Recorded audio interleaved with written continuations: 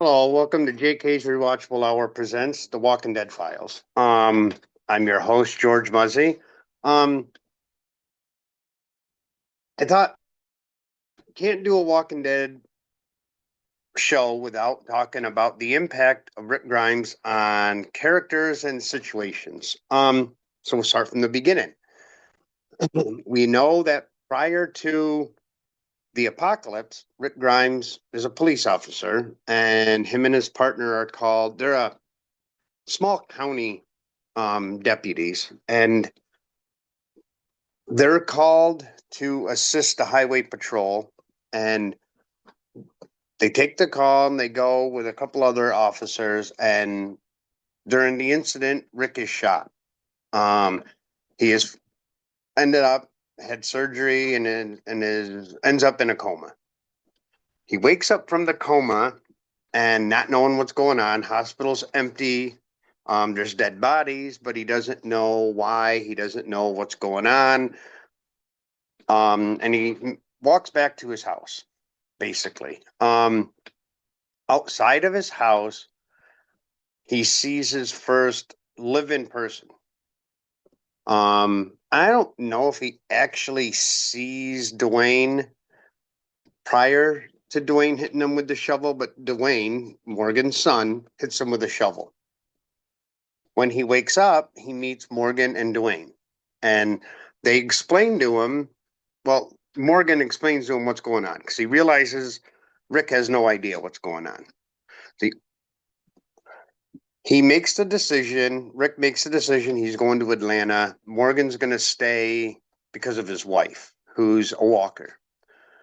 And they go to the police station and whatnot. So the two influences early on he has with Morgan are, number one, he gives him gives him a couple guns so that way he's not using a shovel or an axe or a knife or something like that. Like he can use a gun as well. The other influence he has on Morgan is he gives him a walkie-talkie. They're two-way radios. Like they're not any good without the other one, and gives him an option of where to go when he's ready, when Morgan is ready. Then he goes to Atlanta and gets into a situation where he's stuck in a tank surrounded by walkers that he climbed into after the walkers came after him and basically devoured the horse. Um, so that being said, he meets Glenn and then he meets some of the group that Glenn is with. And they're in Atlanta, but now the building is surrounded by walkers. So one influence he has is he handcuffs. One thing he does with this group is, first of all, Andrea, who's threatening him with a gun, doesn't know what she's doing with the gun. And he says, well, first thing you should do especially when you're pointing it, um, is you should make sure the safety is off. So she learns that. Also, he handcuffs during a confrontation between T-Dog and Merle on the roof. He handcuffs Merle to a pipe. Now, the influence he has on that is originally Merle and Daryl were planning on, who are brothers, are planning to we're planning to rob the group, take all of their stuff, and leave, and go out on their own again.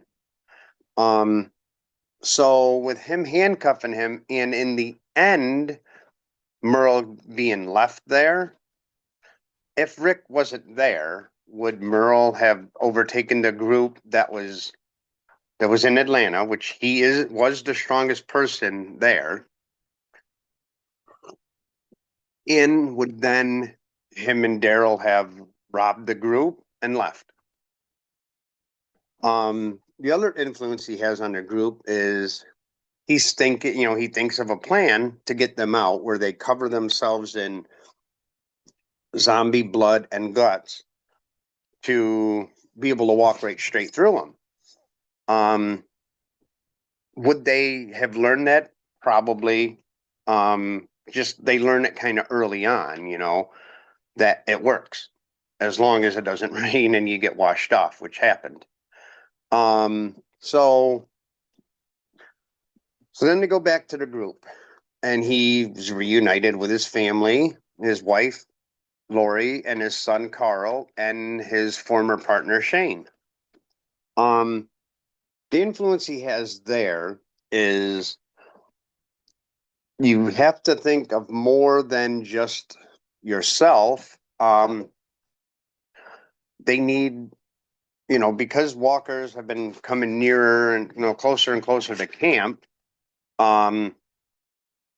he feels they need more guns. And he says, well, I dropped the bag of guns outside of the tank. It's just laying there in the street. And I have to make right with Daryl about Merle, who I handcuffed to the roof. So he influences them to go back to the city. While they're there, they run into a group of Hispanic, younger fellows. Most of them are in their 20s, maybe in their 30s. And he ends up influencing them that they're doing the right thing by taking care of the elderly that were left behind. Helps them out a little, and also they help themselves out.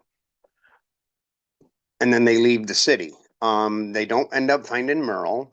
They do end up with the guns. With most of them, they do give the group. I don't know what they're called, but they do. He does give them some of them to help them out because they need help as well because they're doing a good deed. They go back to camp, and while they're on their way back to camp, they have to walk. Their box truck kind of was taken, and they believe it was by Merle, but they're not 100% sure. When they get back, the camp is at the time being overrun, and they use the guns to help end it. They realize that the camp isn't all that safe, and with Rick's influence, they decide to leave camp. Would they have left that camp at some point if Rick hadn't have shown up? Probably. Eventually, I mean, they would have realized they have no real protection. The quarry really wasn't protecting them much because walkers could just come right in. So they probably would have eventually left there. But without Rick, it was Rick's influence that made them go to the CDC. Without Rick, they probably would have just headed to Fort Benning. Now that could have changed the plot a lot. Didn't get much at the CDC except JK'z had chosen out. Like she didn't want anymore. She didn't want it to happen anymore. And she chose to stay in the CDC while it blew up. Would she have made that decision otherwise? Maybe not. Who knows? Maybe she would have, maybe she wouldn't have. Only other thing they learned was Rick learned that everybody's infected and whatnot. And they would have eventually found that out anyway. But I don't know how long. It would have taken a while before they actually learned that. Now, the other question is they left the CDC heading toward Fort Benning. Now,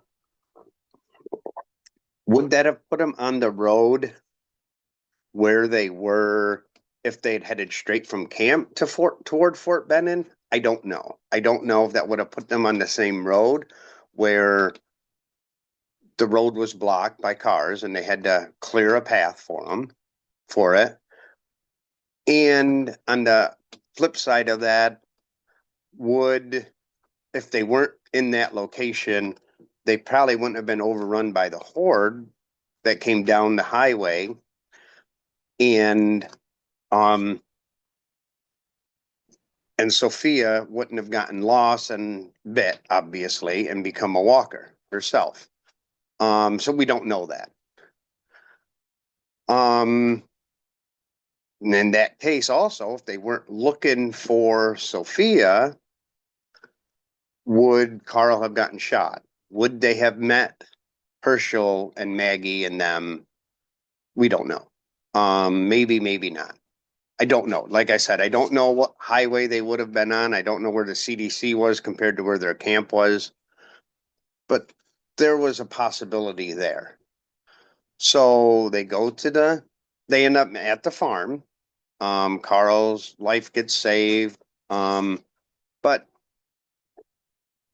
Rick is trying, say, Rick is trying to influence Herschel to let him stay. That they would help out, they would do this while they're looking for Sophia.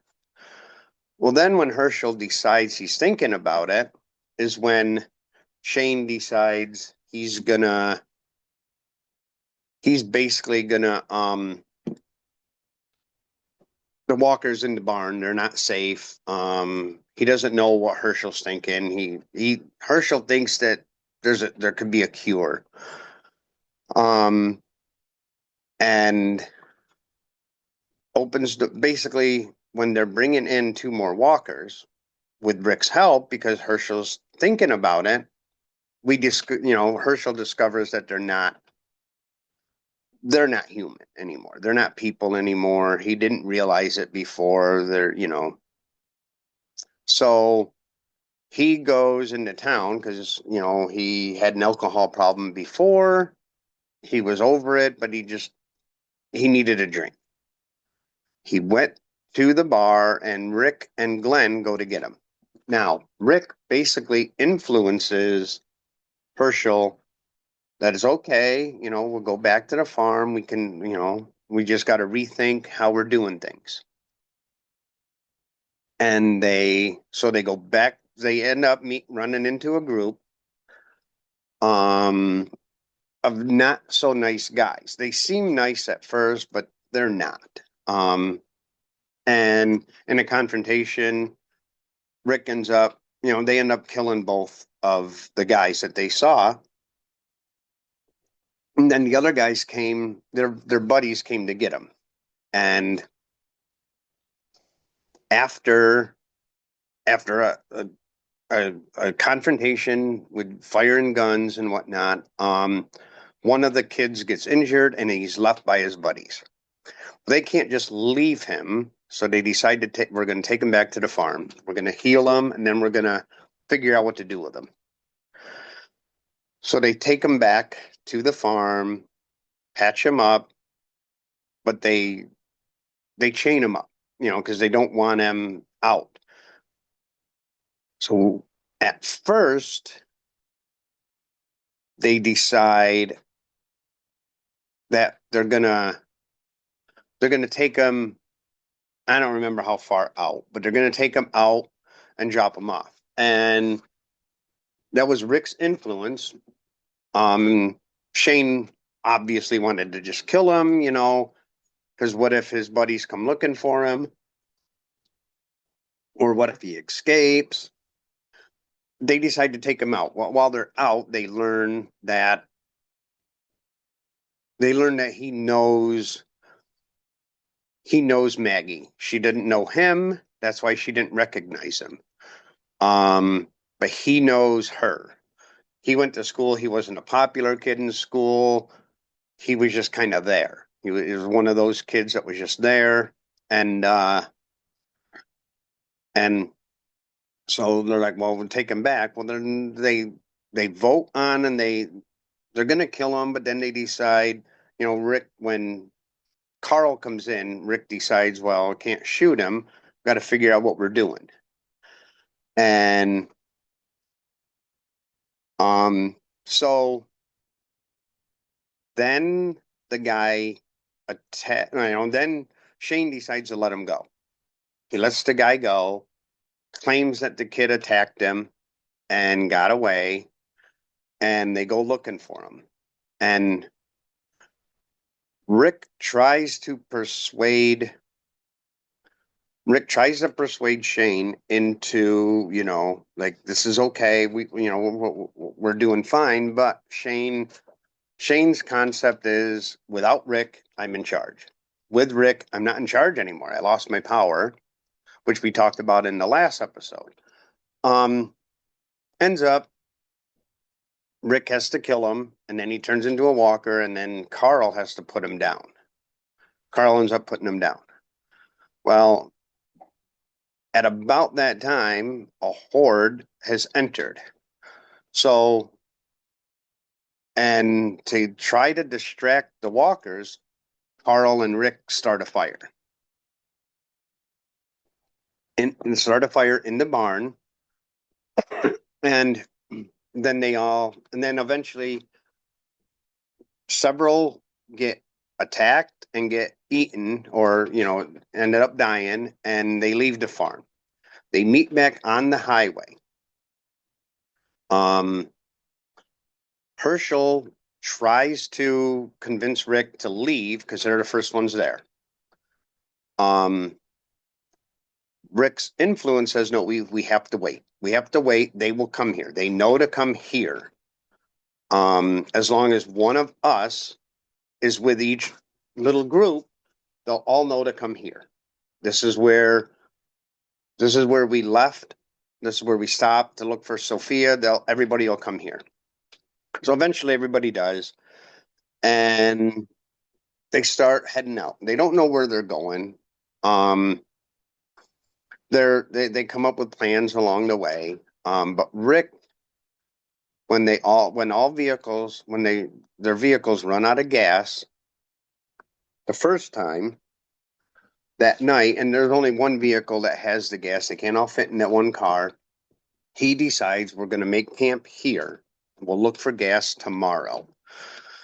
And at that point is when he's in charge. He becomes in charge of the group, like a dictatorship. It's whatever he says goes. Not everybody's happy with that, but they follow him anyway.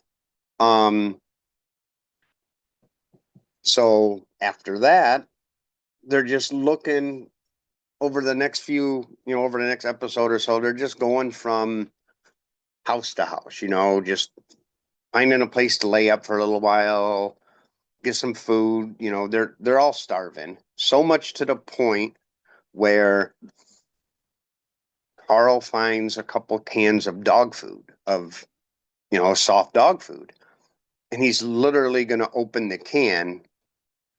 But while they were in the house, Daryl ends up shooting an owl with his crossbow, and Rick's influence says, he just takes the can away from Carl, and Carl does not open the can. They were literally going to eat dog food. But they shared the owl and whatever other little things that they had. So then Rick and Daryl, while they're on the road, and they're planning a few things, siphoning some gas out of a few vehicles that they come across, Rick and Daryl decide, we're going to go hunting because the owl just wasn't enough. And while they're hunting, they find the prison.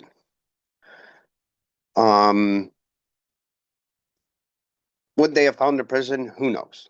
I don't know if they probably would have if they had found the farm. Once they had to leave the farm, they probably would have found the prison just because it was along the way. But would they have if they didn't find the farm? That would be Rick's influence in that.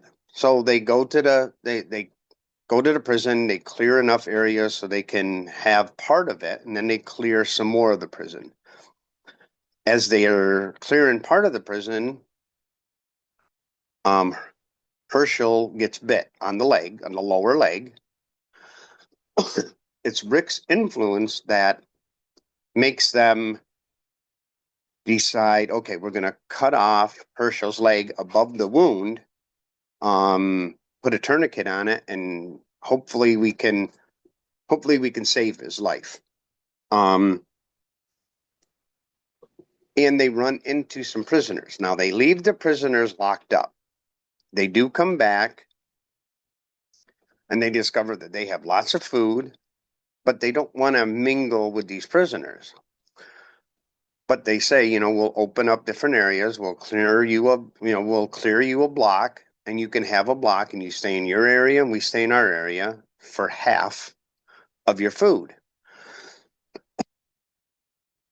So, but two of the prisoners aren't having it at some point, and Rick ends up killing the two. The two end up in their own block, and then eventually they become part of the group for a while. So then now it's at some point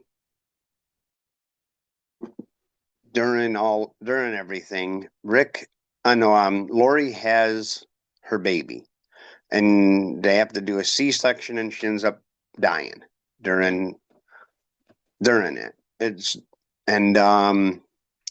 So they have to figure out a way to feed the baby. So when Maggie and Glenn are out looking for formula, they get captured by Merle. And at that point, Michonne sees them, knows where Merle's at, what group he's with, and goes to the prison because she knows where the prison is. She goes to the prison and carrying the formula, and they let her in. They let her part of the group. Now, they go to Woodbury to try to get them. Now, his influence, he doesn't have much influence on the governor. The governor is not having it and whatnot, and they get him out. But Daryl ends up getting captured. But then later, they get him out, him and Merle. Now, his influence on Merle is that Merle is going to have to be sequestered because no one trusts him in the group. So with that, it actually makes Merle talk Daryl into them going their separate ways. But eventually they end up at the prison. Rick tries to persuade the governor in a meeting that they have that they can work together, live together, and whatnot. Ends up, they don't agree. They agree to disagree, basically. He says, the governor says, if you give me Michonne, this deal is good, even though he wasn't planning on it being a good deal. Rick's influence convinces some people in the group that he told that Michonne,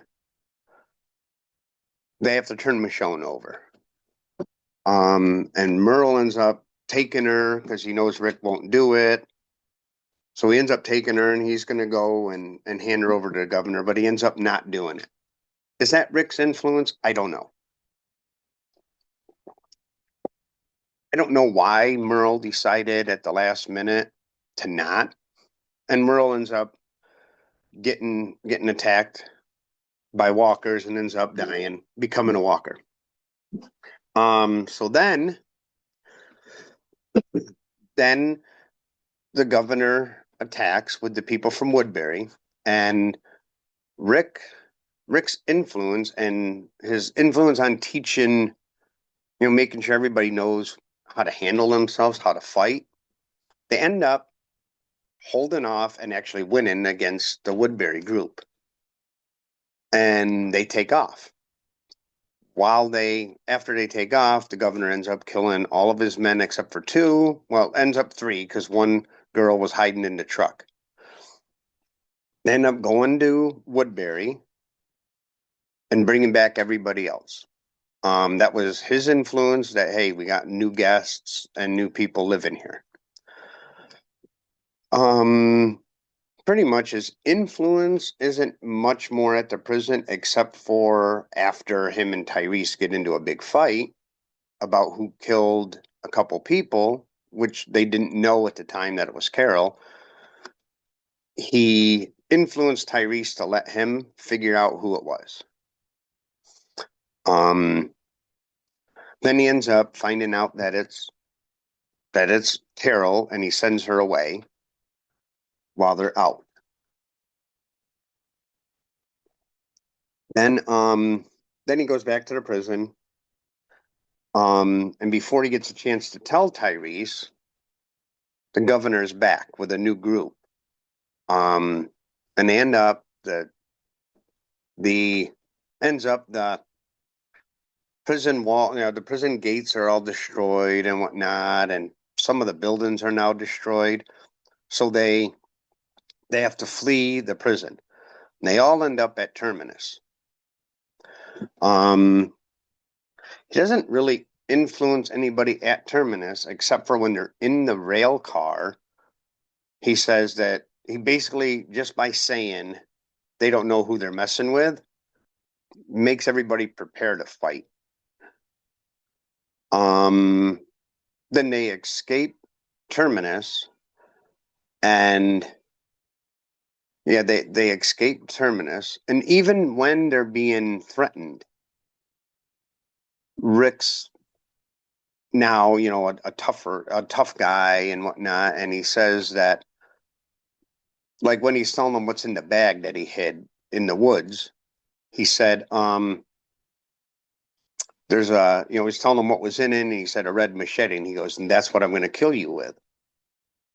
And then, and then they get, Carol helps them escape from Terminus, and they all get back together, and he's reunited with, everybody's reunited.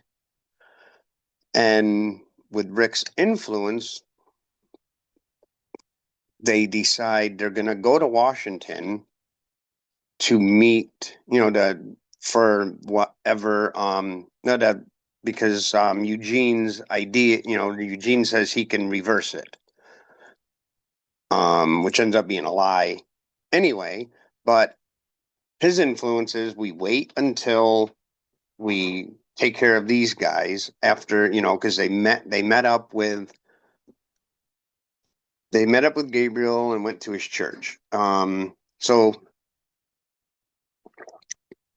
So they end up fighting the people from Terminus and winning, and ends up killing them all.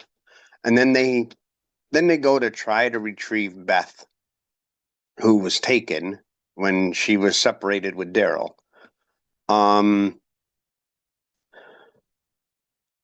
He doesn't do much influence there because he's not there that much. He does try to influence them to do a swap.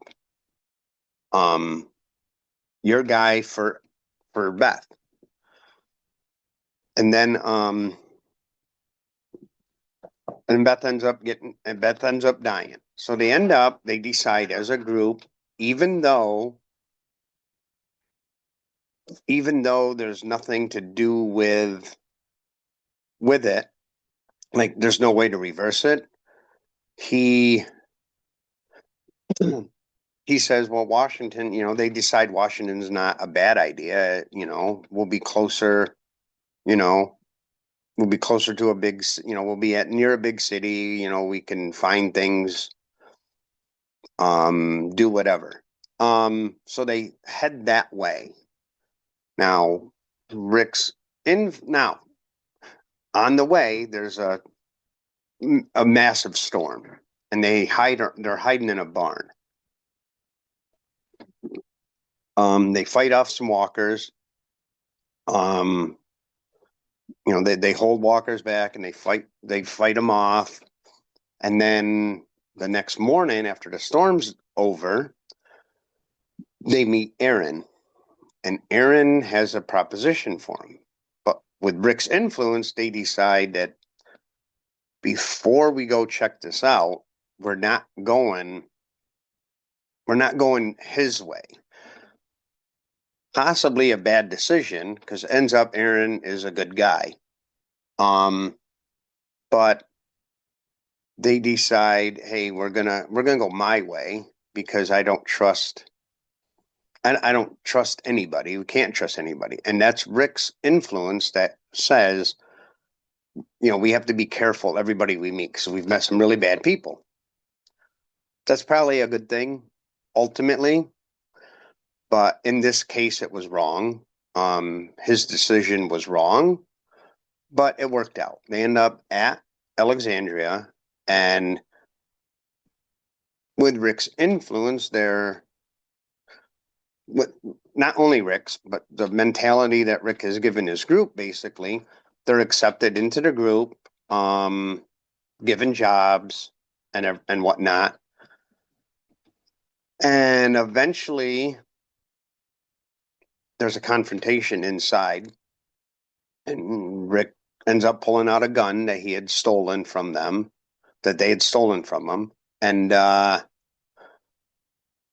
they end up having a confrontation, and with his influence, ultimately, it's convinced that sometimes you need to be looking for at other things like outside people attacking. Sometimes you need to use force. It can't just all be the way it used to be because people aren't the same anymore. He He's very, very leery all the time. He ends up eventually, Diana, who's in charge, ends up dying.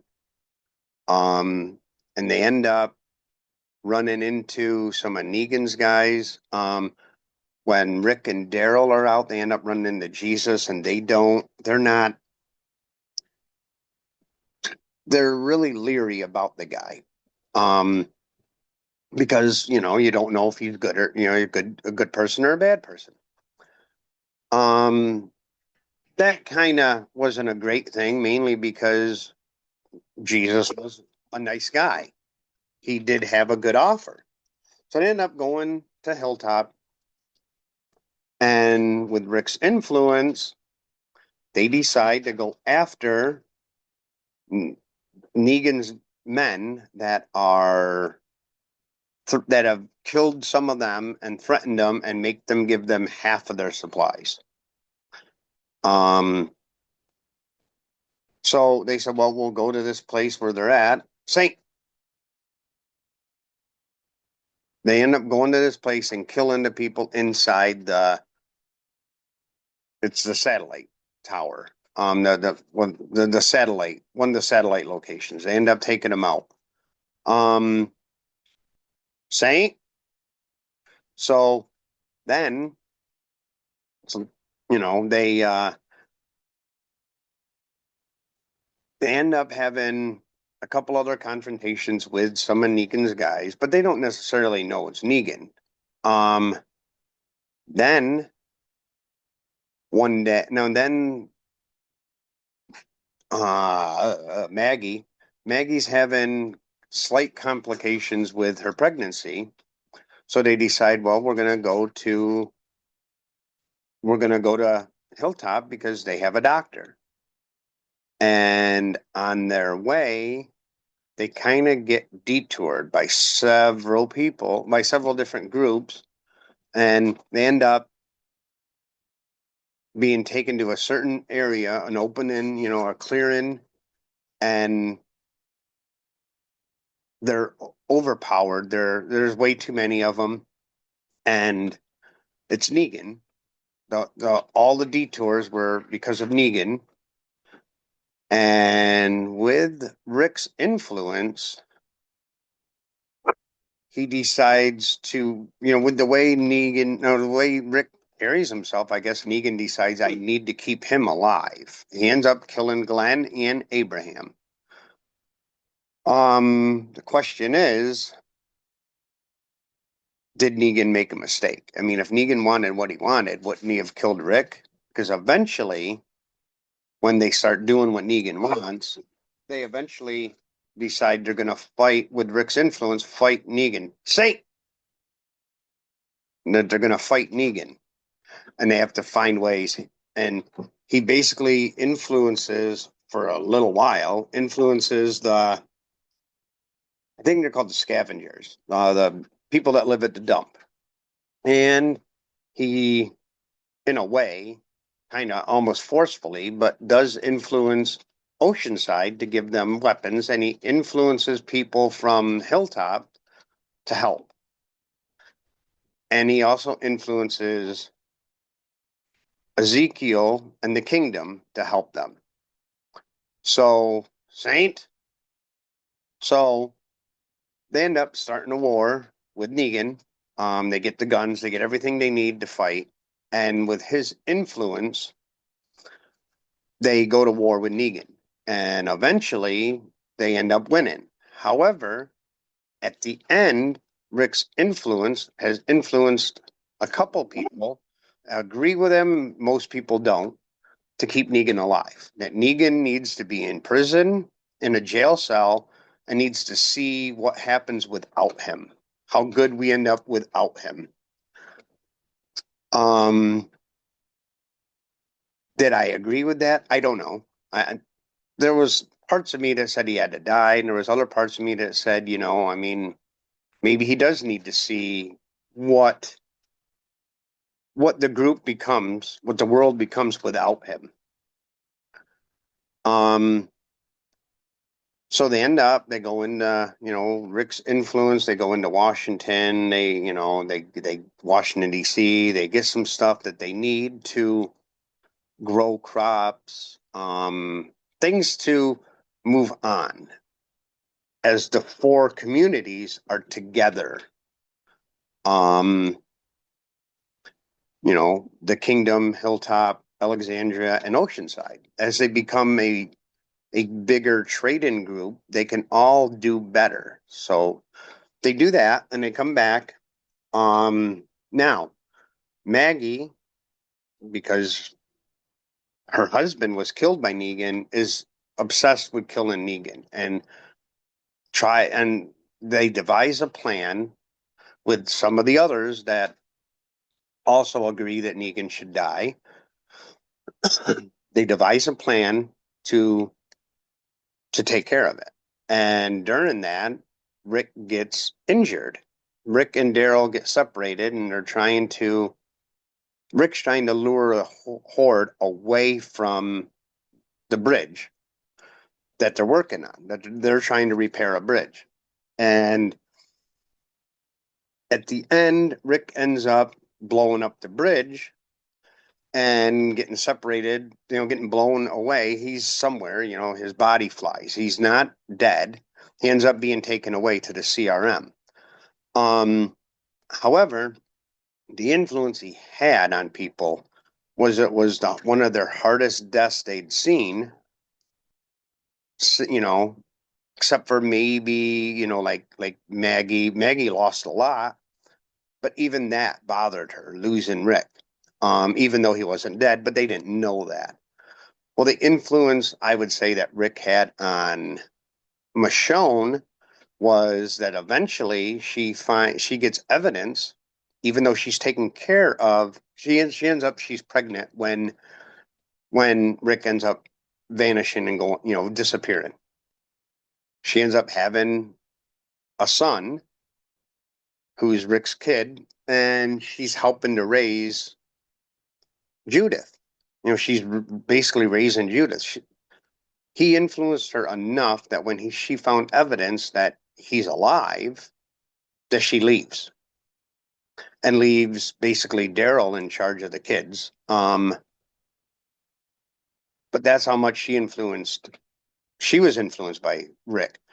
Daryl was so influenced by Rick that for pretty much like 6 years, he was trying to track him, kept losing tracks, kept looking and searching for him to where he was for the most part gone from the group for 6 years. From there on, Rick's out of the show. Now, in the comics, he was there a lot longer. Eventually, I will talk about the episode. I will talk about the spin-off series where Rick comes back. But until then, this has been JK's Rewatchable Hour in the Walking Dead series. Please like, subscribe, and stay tuned for another episode of the Walking Dead Files.